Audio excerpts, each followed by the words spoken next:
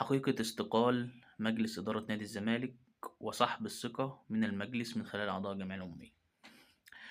أنا قلت لكم قبل كده في فيديو واتنين وتلاتة، مجلس مرتضى منصور أو مرتضى منصور بمعنى أصح لن يرحل عن نادي الزمالك لأسباب كتيرة أنا مش عايز أخوض فيها وأتكلم فيها.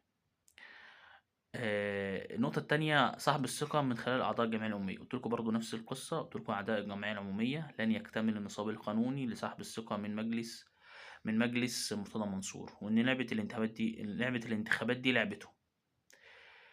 الحل للخروج من الأزمة دي هيكلة إدارية عاجلة وآجلة وفورا.